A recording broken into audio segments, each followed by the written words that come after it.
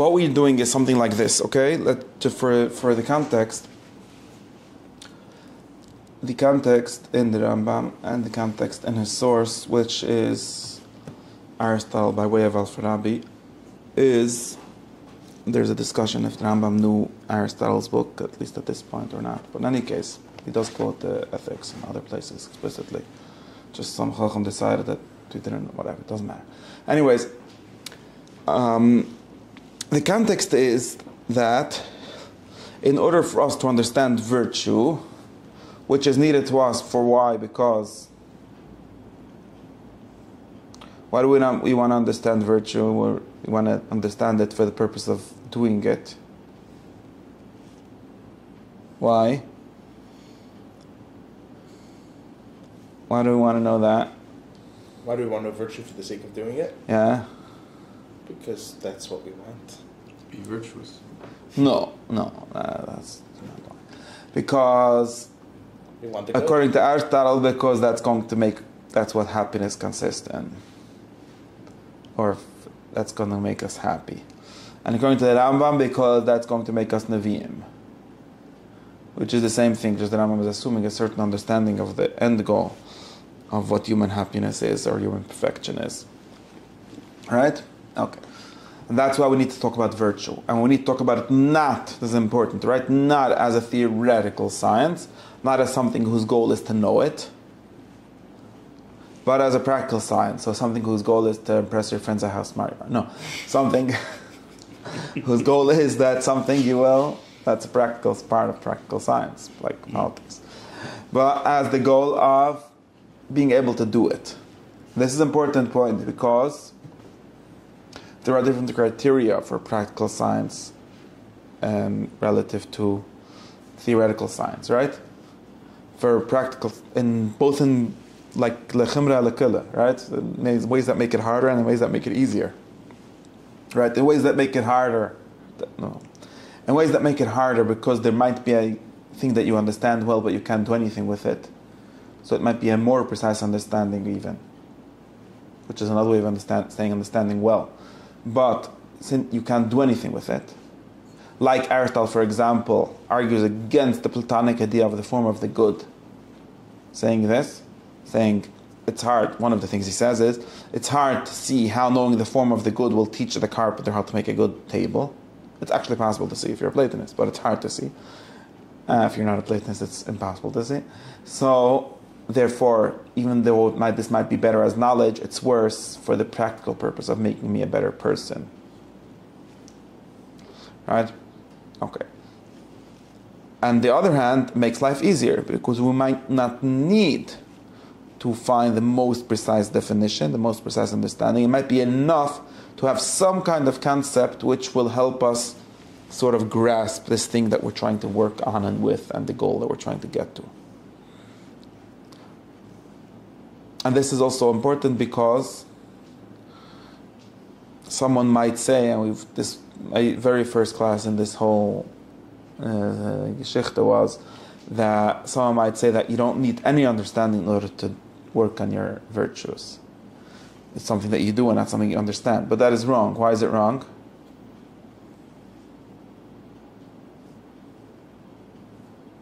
Why is it wrong? Why is it wrong to think that ethics is something you understand and not do? The other way around. We said that we need a certain kind of understanding, right, which in some ways is better and in some ways is worse than theoretical understanding. But we do need a kind of understanding. And what if someone says, why would you even need understanding at all? That seems to be a distraction from the subject, which is to do something or to act in a certain way. So what's there to do understand? Yeah, but that's not why we need it. Just to be very clear, all of the ethics is not going to tell you what are the right things and what are the wrong things, for the most part. That's not what it's about. Right? Not what Aristotle's ethics definitely don't tell you that. Nor do the Rambam's ethics really tell you that. So it's not that when we say knowledge, it's not that we know what the good things are. We're saying that because that would be again a sort of theoretical knowledge entirely, which might have an application, but it's not a different kind of knowledge. Right? It's more facts. Well, saying just do it. So what is a practical knowledge? Different kind of knowledge, which has its own criteria and its own ways of working. If just doing it works, if whatever that just do it, which is principle works, then that is the science, right? It doesn't. That's right. So therefore, what do we need? Not what the Bala Musa think, which is we need some magic thing called which nobody knows what it is. And since they don't know what it is, they never accomplish it. Why then they never accomplish it? Or you could say even worse, that you just need halacha, which is just actions, and which are, everyone seems to think they know how to do actions, but there's no theory that helps you do actions. You either do them or you don't do them. And that is all wrong. Why is it wrong? For a very basic reason. Because nobody ever saw virtue. Nobody ever felt it with his hands or tasted it with his taste buds or any of the other senses. It's easy, at least in some sense, to act on objects that we can see and taste and smell and feel. But virtue is about acting on something which you can taste and see and smell and feel. Its object is something we call perfection. That's its goal. Its object, the thing that it works on, its subject, really. It's the thing that it works on is very good, the soul. And we say the word soul not because we believe that the Avid has a neshama and he shouldn't make it dirty or something like that, but because that is exactly the word that gets at this thing which virtue is about, which virtue consists in. But because this is only a sort of exists, if you ask, like we asked something, right? Someone asked, where is God? And he said, in your mind, right? Not because it's in your mind, but because there's the only way in which it can be touched, or it can be grasped, isn't that way, right? We can grasp tables with our hands, but we can't grasp things like souls or anything that it's not extended or something like that. We cannot grasp only with our minds. Maybe not with the most precise sense of our mind, which is for grasping things in a theoretical way, but with some aspect or some sense of our understanding. And this is why an understanding of what virtue is, an understanding on how you will get to it, and so on, is integral for being virtuous. Because you're working on something that you cannot see. And the way you see it, in other words, the way you see it is the way you grasp it, the way you understand it. So just like it would be impossible to paint, for a painter to paint a picture he cannot, on a canvas that he can't see, it's also impossible for someone to work on a soul that he doesn't understand in any way. Now this understanding, it's enough that, and this is also why the understanding doesn't need to be the correct understanding, the most correct understanding, as in regard to the truth of the matter. But it needs to be enough understanding to give you something to work on. Even if maybe the way you're grasping it is sort of backwards or sort of getting it in, cutting it up in the wrong way, theoretically and so on. Does that make sense? And this is the thing that we're doing. And this is why, if someone, this is very important, so the like when the Rambam does his first chapter, or the first two chapters really, which are discussing the parts of the soul in which ethics consist, or Aristotle does this also in chapter 13 in his first book, or Plato does this earlier for even more reasons, but we'll get to that. Or anyone else that does that, that's not just because they need to justify. Justification is in any ways overrated. It's not because they need to justify why you need to be good in certain ways. Plato has some of that going on, but that's not what Aristotle is trying to do, because justification belongs to theoretical science anyways, and definitely doesn't belong to winning arguments with some guy on the internet. It's the reason why we need to have a thought in our head, concept of souls and parts of the soul and so on, is because you need some, and I have this image in my head, like you need some handle to grasp the thing that you're working on. Otherwise, which is this understanding. Otherwise, you're going to be knocking nails in the air. You're not going to be able to work on anything. And I think another way of talking about this is saying you need to have some kind of model of this soul or the self in your head, which you're going to be working with. And without such a model, probably it'll at least be very hard to be a good person. Right, which comes back to our initial question about now dividing up the soul parts to get very nice. What makes this not a theoretical science? Theoretical science is defined as the science whose object is knowing something. And here the object is doing something. So the object is to do, but we still have to know. We have to know to the extent and with the precision that is relevant to doing. The result is action and not So, for knowledge. example, there's a theoretical science of couches, which explains many interesting things about couches for the people that are interested in knowing the ultimate goals of couches and the all kinds of interesting matters about couches. But couch builders don't need to know that. They do need to have some kind of concept of the form of a couch. It needs to have some concept of it, in some sense, all the parts of the science of couches. Maybe not its like fars, causes, or something like that. But its immediate cause, it needs to know how to glue it together and how to nail it together, and also what it's for. Because otherwise, it would be very hard to make a couch. But not more than that.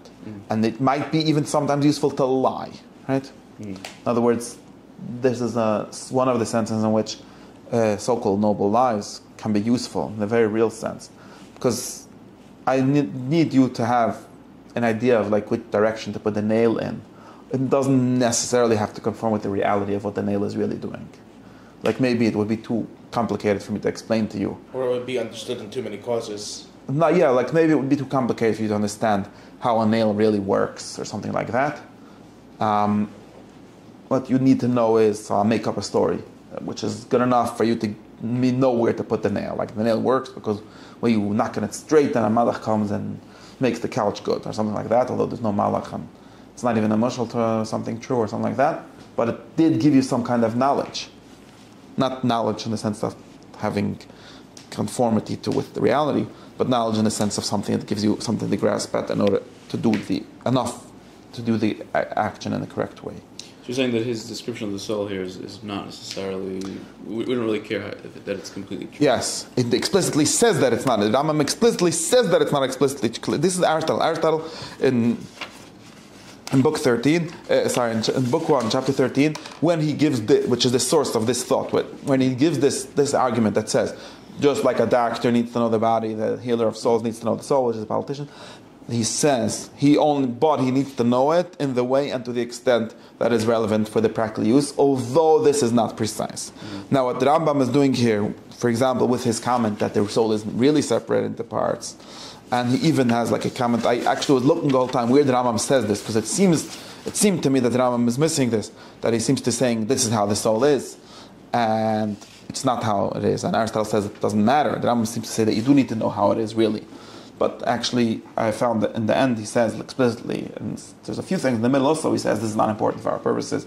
And the end it says, the end of the part of this says, Zashir masheroi sheizochem inyan nefesh. And this is the amount of what is correct to mention about the soul here. So that's one place where he says it. But also, more importantly, this whole discussion where he says there are not really parts. But I'm going to be the rest of the book, or it's very short, so the rest of the 2 chapters are going to talk about parts, which don't really exist. It's actually what Aristotle was talking about also. The same things. There's not really parts. And since the Rambam is, in some sense, assuming more of the conclusions, because he's not doing philosophy as we discussed, so he's working from conclusions and not from premises. So he gives you also he fills you in on the details of what is the truth of the matter and in which way is what we're saying true, but in which way is it not precise. And doesn't really do a lot of elaboration on that, but this whole piece where he says, know that the soul is one with many activities, but can be called parts because it has an analogy to wholes and parts, although we don't mean it in this way, we only mean it by analogy, is him filling in the details on that. So really there's one soul, and that is important also for him later, but really we're going to speak as if it's not. And basically you can forget, unlike, I think that many people misread this paragraph and this chapter in this way. Many people think that the Rambam means to say that it's important for ethics to know that there's one soul, and it's the opposite of what he's saying. In my opinion, he's saying that it's not important, because ethics speaks as if there's 2 souls, and it's important to speak that way. You cannot understand that. You cannot understand in the sense of doing ethics without. Now, of course, if you ask me philosophically, it corresponds to something in reality, which is what he gives you the answer to, but it doesn't really matter that you should know that. Why is it important that there's one? The oneness of the soul is not important for ethics. Right, but it is important for truth. You said he's going to say something later. Yeah, it might be, but not really. Not in a different way. Not really important. Because of a conclusion that he assumes, we'll get to in another time. But for the ethics in the sense, just to make clear, when I say ethics, I mean what Aristotle calls character virtues. or what the Rambam calls malis hamidas, as distinct from the intellectual virtues, which are also part of ethics, in the sense of part of what is good in life, and those things are more related to the oneness of the soul because they're themselves. Knowing knowledge of the truth is the final virtue anyways, and they have to do with a whole other system, which is not really in this book. This book is mostly or entirely about the character virtues, midas. So they're important for the oneness is important for an intellectual virtue. Well, it's important, number one, because it's true, and it's part of intellectual virtue, it's true, but also for the understanding of how that, and the end of the understanding of how that is the eternity, the immortality of the soul. But this is a complicated problem which we have to get to. It's already in Plato, this problem, this machlokes and so on. But what the important thing is, in order to talk about, even in some sense, even to talk about achieving the intellectual virtues, we're going to talk about the split soul. Although that's not true, strictly speaking. And that's, I think, what's going on. Rambam just has this way of speaking where he's trying to tell you the whole truth, right, very fast. And since people are not really up to it, they get confused. But that's what's really going on. It's important for achieving intellectual virtues because you need what? to, because you first need to perfect the lower parts of your soul to get to the intellectual virtues. That's why? That's why the parts are important for the intellectual virtues. Yeah, no, but also because of the way in which we're going to talk about. If you talk about, for example, subordinating everything to the intellect, then you're talking about different things, although in truth there aren't different things, but in your work there are going to be different things.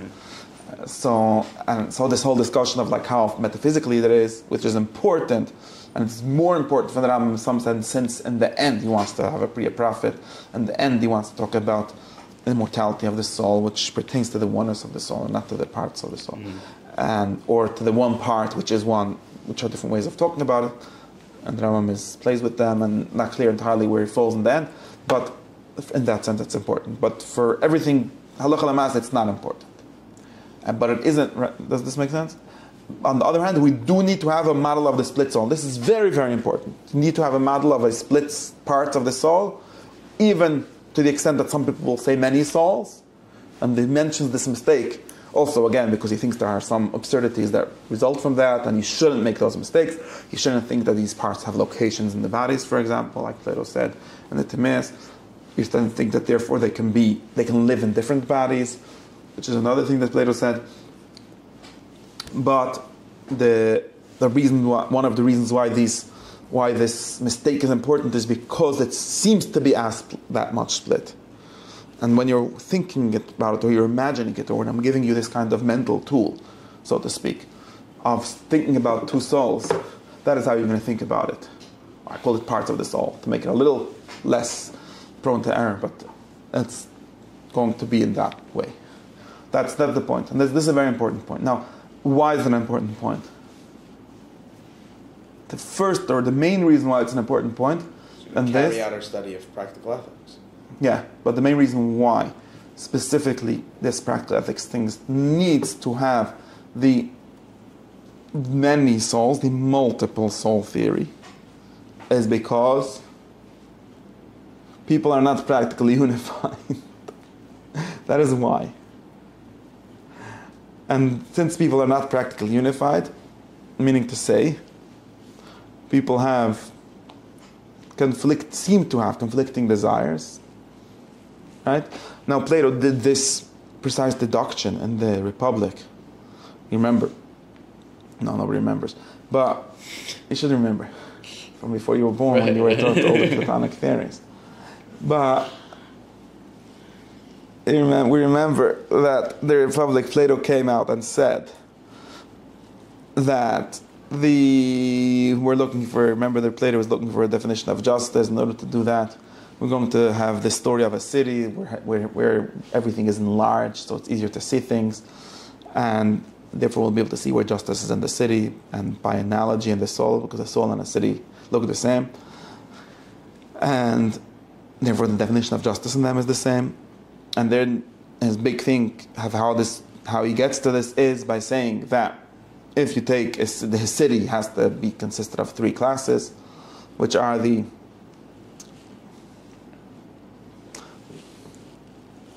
philosopher kings, the warriors, and the working class. Yeah, those are the three classes of the city, and where is justice in the city? Where does justice consist? What is a good justice? Another way of saying a happy city, a good city. No, justice is a good philosophy. Justice, according to Plato, is every part doing its work.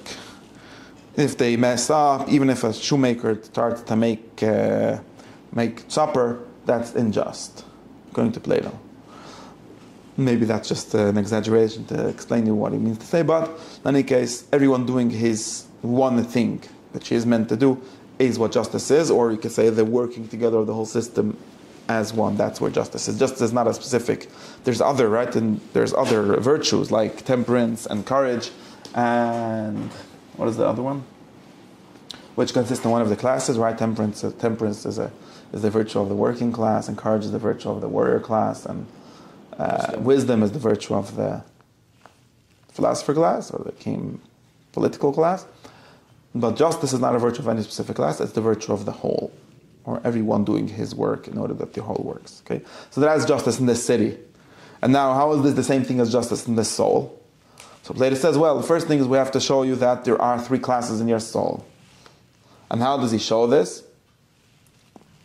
By telling you that, well, first we have this assumption, this law of non-contradiction, which says that the same thing cannot in the same way be in two contradictory ways. Important definition. And therefore, since there is wanting and not wanting, which are opposite things, many human activities or many things we're going to be calling character traits are boiled down to attraction and aversion, or wanting and not, or wanting not, maybe rather. Those two things can't exist in the same subject, in the same time, in the same way, contradictorily, really. But we do see people, and we see this often, who want and don't want the same thing at the same time in the same way. For example, someone might be thirsty, and thirsty is just another way of saying want to drink. Right? Gets to your question a little bit. Thirsty is another way of saying want to drink. And Plato gets into a whole art discussion where don't make it complicated, that's all it means. And if there's more to it, like I'm thirsty for a hot drink or cold drink, that's not what I'm talking about. That's just an added accident, so to speak, to the thirst. That's not really what thirst is. But does not drink. Why doesn't he drink? Because he's trying to lose weight, or he's fasting because it's Yom Kippur, or whatever other reason, which is another way of saying he doesn't want to drink. So does he want or not want to drink? Now the problem is not that there's a conflict, the problem is that we have this law of non-contradiction, which says that the same thing in the same way, in the same time, can't be in opposite ways. Just like something can't be standing and sitting in the same time. Two parts of it can be, one standing and one sitting, but the same thing in the same way can't be. Therefore, the one who wants the conclusion is the one who wants to drink and the one who doesn't want to drink are not the same. At least not in every way. There might be parts of one big thing, that's not a real problem, but they're not the same thing. And this is how we got to splitting the soul into two things, because of this assumption. If you have a way of saying that there's some way in which we can split it without it being two different souls, so to speak, without being a different thing, then you might get away from the argument. But that's the argument, and it gives a lot of justification for why you end up with this conclusion. And this is important. Now, so here we end up with two things, and we call one of them the wanting to drink. We call the wanting to drink. We call appetite. Appetite, perfect. Yiddish tava, which is another way of saying appetite. Unlike what the Hasidim think, that tava just has a bad connotation. It not supposed to have a bad connotation. It just means wanting. Might be good or bad. Each one has to do its job, right? Hasidim don't really think that, but some people think that. And the thing that it goes against it, that is in a conflict with it, that sometimes wins, that sometimes loses, is called Ritzen. What? Ritzen. Well, not Ritzen. Both of them are Ritzanis. They're called reason, or thinking, or exactly how we call it, but something like reason, right? Because it seems to be reasons that tell you not to drink, while it's not reason that tells you yes to drink. In this kind of conflict, and these are two different kind of things, and therefore it's easy to see that these are two parts of the soul, two people in your internal city. One who tells you when it's correct to drink and so on, the other one who just wants to drink. And these people must be two different because they can conflict. one could win the other, one could control the other. He doesn't have to kill him, he has to control him.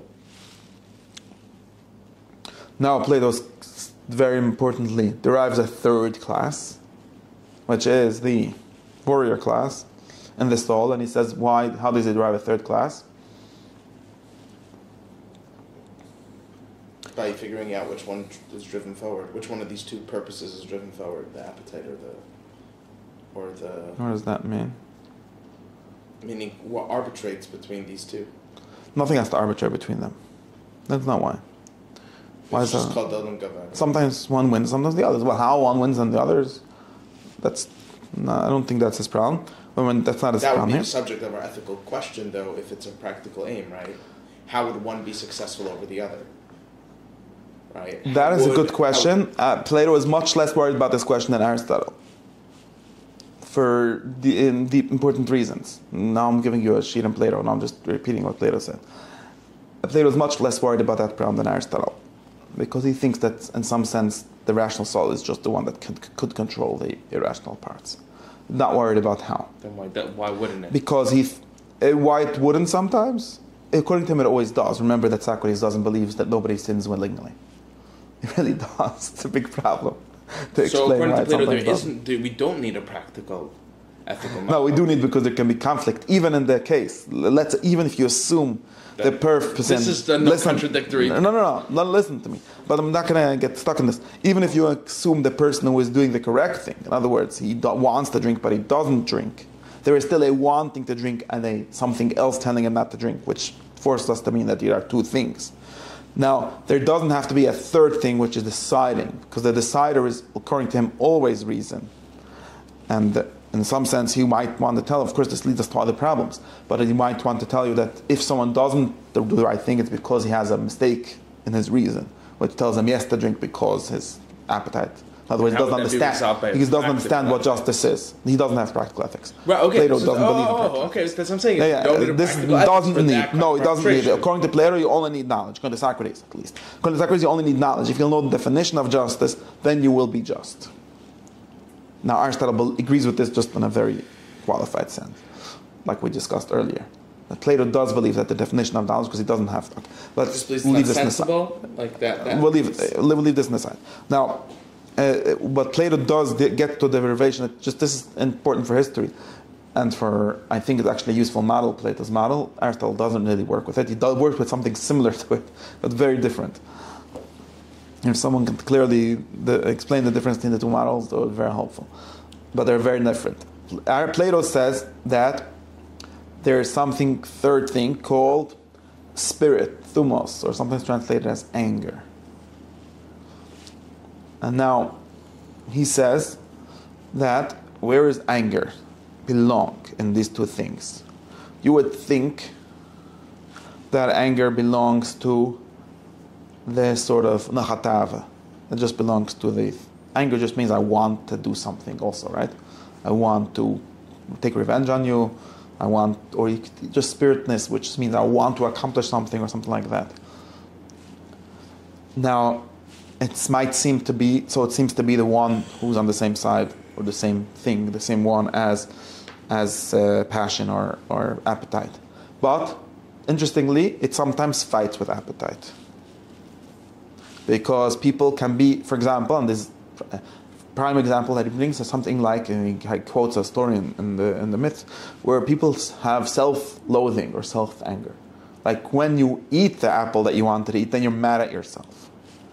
Now this being mad at yourself is very clearly shows you that it's not the same one, right? Because mad at yourself is just saying, I shouldn't have eaten it, or I shouldn't be eating it right now, although I'm eating it. I'm still mad at myself, right? So who is this one being mad? It's obviously not the same one that wants to eat it, because that one just wants to eat it. So it must be someone else, right? So then we would say, okay, so therefore it's reason. It's reason that's mad. But this is interesting. And you'll notice that children have no reason, but they are mad sometimes. Which, this is his proof. It shows us that madness is not the same as reason. Anger or spirit. Children can have spirit. In other words, they can even have conflict with their appetite by the spirit. A child can say, why am I doing this? And do it. Being mad at himself. But that obviously doesn't come from reason, because everyone knows that children have no reason. And we know that from talking to them, okay? So, therefore, because by reason literally means reason, right? The ability to count, to calculate, to understand. So therefore, we end up with a third thing, which is in between. It's sometimes on the side of reason and sometimes on the side of passion, which is called spirit, in Greek thumos, and translated often as anger, which is a good translation, I like it. Okay? Or I like to translate it as hitorirut. Hitorirus is basically a very good word for what that is. Our spirit in English also very well works. Now, therefore, and this corresponds in a city to the auxiliaries, to the warrior people, who are supposed to fight for the philosophers and enforce the correct laws on the working class and so on. But they might not. They could work for the working class and rise up against the kings. They're not necessarily working for the king. You need some convincing. You need to train them to work for you. And these soldiers. I'm saying, but their role. Their correct role is to, like it says in the Gemara, the correct role of the warriors in the state and in the soul is to work for the mind to enforce his will on the path. How I was initially trying to describe it as is to resolve conflict in the. It's not resolving conflict. Another way of talking about it in the soul would be to say that for the most part, reason is not enough to make people do anything, because reason is lacking in active. It's not. Plato doesn't really think like that, but other people might think like reason lacks a certain active motivational quality, exactly. Right. And it's usually only out of anger that people do anything. Anger doesn't necessarily mean being mad at someone, but something like spiritedness. That's what the people that have worked on too much on the mitzvah end up being don't do anything in their life. So you shouldn't do that. And this is called a missing spirit, right? Don't have any masculinity in them, right? So this is Plato's three-part theory of the soul, and this is how he defines justice in the soul, and by each part has its own virtue, right? Like we just discussed, but the general virtue, which is called justice, or in Yiddish being a tzaddik, there's a little translation one of the other, is the one in who all of these work together, for each one does its thing this is sort of in harmony. What am I missing in my description of this? Meaning, in my initial articulation, I obviously understand it a little bit better now, and maybe I would describe it somewhat differently. But the issue is that we have it's not a conflict that's presented, but a contradiction, right? Because two things are wanted by the same individual thing, right? And the reason why we're introducing this warrior or this motive, what's accomplished by this introduction is allowing us to understand how the intellect would achieve its aims with motivational strength or motivational power. Is it an accurate description, or does that miss something? No, but that's not what he says. That's what youth could say. I'm just telling you what it says. What I'm saying is versus the theory, which is just that there's another actor in the soul, which is not that or that, because it doesn't always belong to one or to the other necessarily, and therefore must be a third thing. And therefore, that's not why he exists. That would be his function. Therefore, since the good of the city or the good of the soul is not a response to a problem. Exactly. There's the good of the city. It consists in each thing doing its function in the correct way. And the function of the warrior class, which can exist independently, like in children. It must exist. It does exist. Not because the could proves us that it does, not that it can. It always does. Meaning that children have it too. It does. Therefore, it's a different thing. Therefore, it's a different person. Got it. Different soul. Okay. Therefore, it's a different soul. And then we ask, what is the function of this one by itself, right? Or within the context of the whole system. The function that it has is what you're talking about. The function that it has is a kind of mediating function, but it's not really a mediating function. That doesn't exist as a mediating thing. Its existence is just. I don't mean mediating like Shalom. I mean like. I understand. Drives. But that's not. The ends again, forward. he can That's what ends up being his function. But that's not why he got to it, because he doesn't really have this problem. It exists regardless. Yeah. Independently as a part. I mean... Okay. That's it. In some sense, why do we have warriors in the state? Really because they have wars with other states. It didn't really start off in the state story that we need warriors because the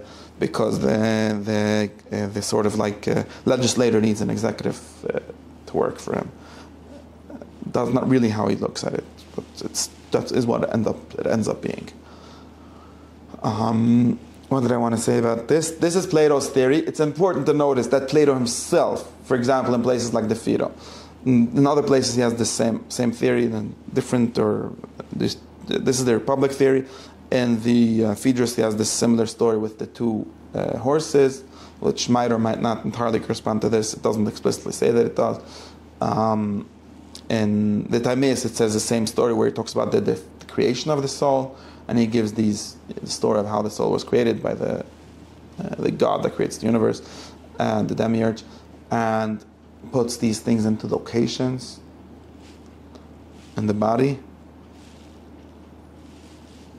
which is something like the appetite belonging in the gut or in the liver or something like that, and the spirit belonging in the heart or in the chest or somewhere like that, and the mind belonging in the reason belonging in the head or in the brain or something like that.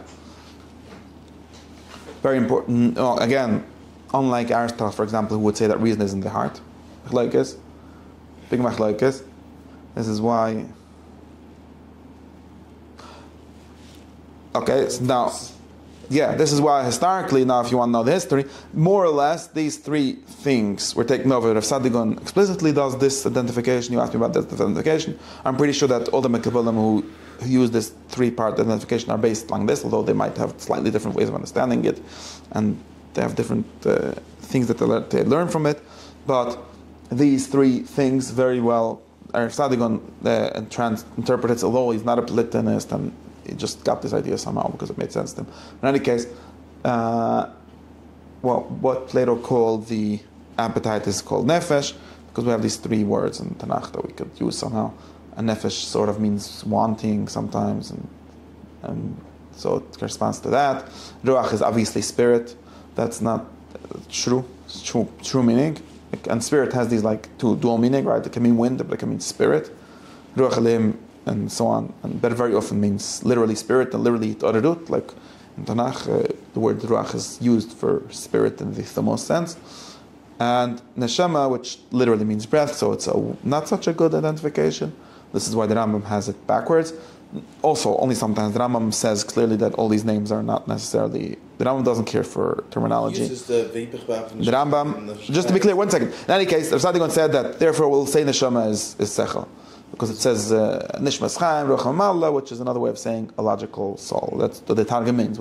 Just to be clear, the Targum who says Ruach HaMallah, speaking soul, means logos. It doesn't mean thought as in making noises. It means thought as in thinking words, which is the same source, it works in the same exact semantic way as the Greek word logos, which really means speech.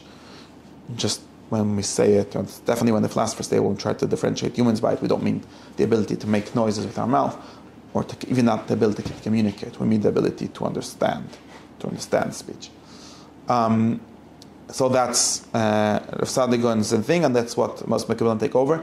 The Rambam didn't have any of these three parts, because from one is Aristotle. Aristotle has three parts, and we'll see soon, whenever, that he has different ways of having three parts.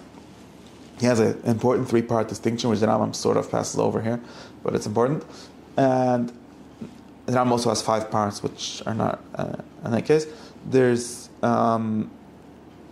the Rambam's terminology works more or less the opposite, because when the Rambam understands the word Nishmas Chaim literally as the breath of life, so that is what Aristotle called the immanent soul, or the form of the living being, which is not immortal, because Aristotle explicitly said that is not immortal.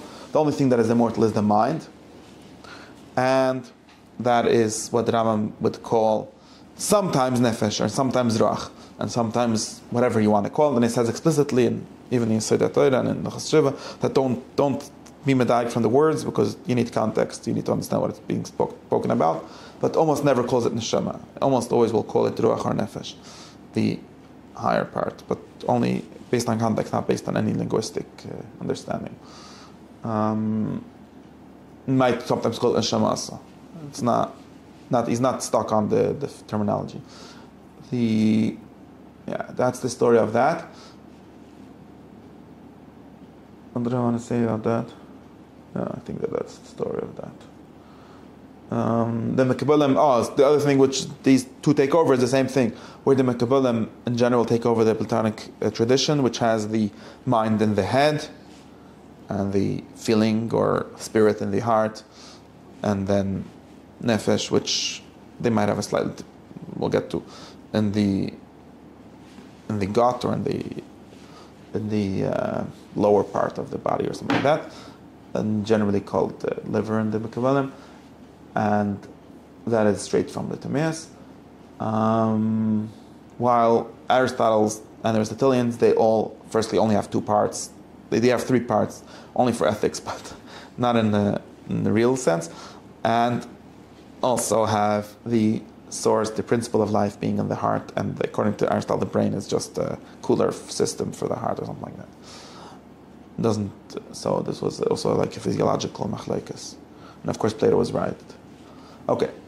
According to the Hantige scientists, and according to the even more Hantige scientists, is less right, but in any case.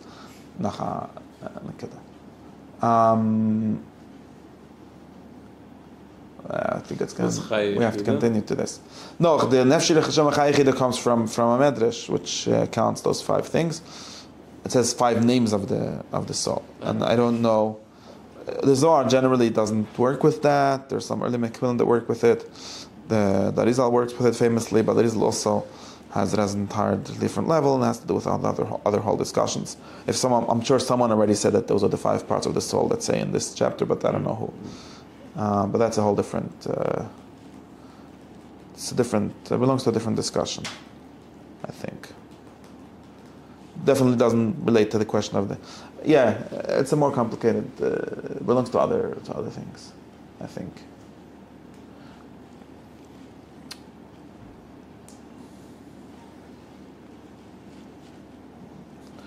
Well, the important thing is that Plato also, now there's another thing that's very important. Even Plato, this is why I said that the oneness, the unity is relevant in others. Even Plato, whenever Plato spoke about immortality of the soul, so famously in the Phaedo and in other places, never always explicitly bases it on the soul being simple and unified. And things that are unified are immortal and things like that. There's theories like this. So there's like a very basic contradiction even for Platonist, which is that here one times he has this conflict between parts of the soul, which are the different souls and so on, and then the whole argument and the claim for the soul being immortal has to do with the oneness of the soul and it not being divisible into parts.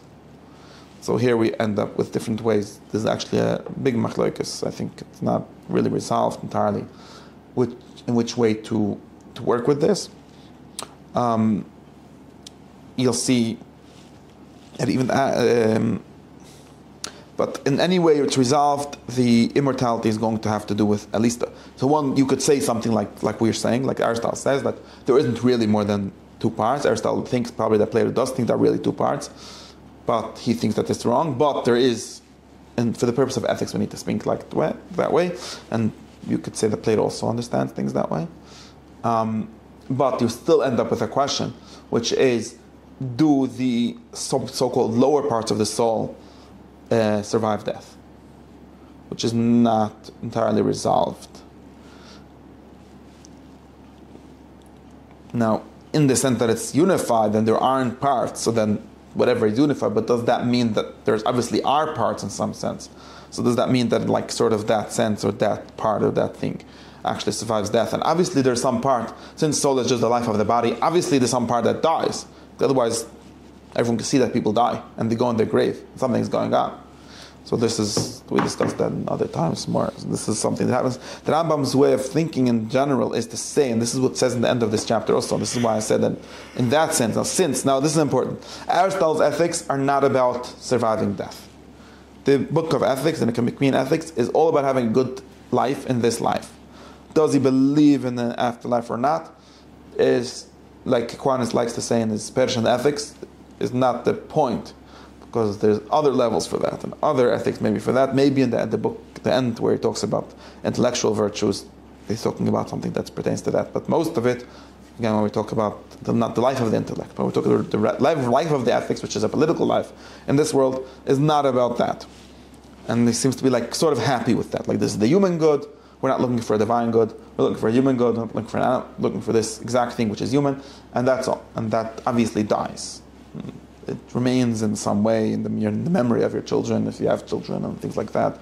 Has this discussions in the first book about being happy after death, but not because you're immortal in the Platonic sense.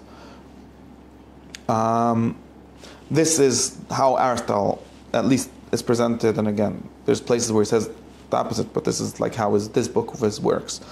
The Rambam, as a more religious person, so to speak, doesn't, in this book, he does more or less talks about this, more or less stays in this world, but because of his more, so to speak, theological outlook, does have to base his ethics ultimately on the thing that survives death. Now, does it really have to survive death, and in what sense? But at least in this thing, in the kind of thing which would be able to survive death, or in the kind of knowledge which is immortal, which is of the immortal things, and not just about how being good. And he explicitly thinks, even there's some discussion about this, but very explicitly thinks, definitely in this book and in the Akdama of Shemana Plakim, that there's no point to having a happy state. The point of the happy state is only that people should think in it. Another way of saying that there's no point in having Chai Olam Hazeh, there's only a point in having Olam Haba. And therefore, he does need to talk in some sense about the sense in which a soul is a unity. Because when I tell you, when in unity, I mean to say, I tell you, you be good. You organize your life in a certain way. Because if you do that, you will achieve the goal, which is to live forever. Okay? That's not really a funny way of saying it. Right? Then I need to be talking to you as the unified thing, in other words, as your mind. Right? Now, it's also true that not all of you is really unified in some sense. But you will not become that unless you figure out this life, because nobody thinks without a body and without being healthy and without having friends and all of those things that are needed. So you end up with this tension. And the way he presents it in general, not so clearly here, is that these are all become into just means to the end of the one thing. And then what he does say here in the end of the chapter, in the end of the first chapter, which he says, I'm not going to go into detail, is to use a trick where that goes like this, to say that since the essence of everything is its form, and the form of the human is actually his acquired intellect, which is something that he's not even born with, which weirdly, unlike most natural things that at least are born with their form, or you're only born with the potential for it. And most natural things at least achieve their potential, achieve their final form. Humans don't, most of them don't achieve the final form of being a human. But in the objective sense, that is the final form of being human. So that's what it means to be a human. And that's the one thing it means to be a human, which is to know. And in that unified sense, that is the one that I'm really aiming at. That's the sense which survives death. And that's the Rambam brings the pasuk, Gam b'lo das nefesh le toiv. Without knowledge, all your nefesh, which is toiv, is not toiv. Because, and he has this like sort of tricky way of saying it, which is that because the real form of the human body, which is its real good, is to not be a human body. Almost. The real form of good in this life is not to live in this life. Which ends up being something of a rhetorical trick, I think. Because these are really still two things. And one is needed for the other in that sense. But it's not true. In other words, he makes it, when I say rhetorical trick, what I mean to say is like this. He makes you feel that your midas tayvus are going to Gan Eden, but they're not. It's the midas tayvus are helping you get to Gan Eden, but when you'll get there, they won't exist. Maybe people might even say your individuality will not exist. But that's not important. But since you think it's important, I'm going to let you think it. But if you understand, you'll anyways realize that it's not important, so you won't have a problem. But that's the sense in which the unity, which always pertains to the things which is immortal, is important for him for an ethical sense. Since his ethics ultimately doesn't see its goal as a good life. It sees its goal as a good eternal life. But it's something tricky. Even in the Rambam, there's something tricky. The same trickiness as we had in Plato, there's something very tricky in him. And Aristotle also. Aristotle explicitly makes this difference and says, like, if there's a part of the soul which is not in the body, that's the part that will be eternal, and then it says that that's the mind. And then that doesn't go back and say that's the person, although he would say things like that in the Rambam, because of like saying, and then that's the person, then it makes it sound like the whole person is eternal, but it's not really. It's only the mind that's eternal. And that is the whole person, because that's what makes a person a person. So anyways, that's a little more clarity about this question of, is a person one thing or two things, and to what extent is this just a contradiction between the needs of knowledge and the needs of practical ethics, and to what extent does this inform also the practical ethics, since the Rambam's practical ethics aren't really practical ethics in the end. That's why. Anyways, but we really need to get into the actual point of why the conflict and why these distinctions are important and how they work, which is the more important thing. Anyways, Shane. You could stop my thing if you want.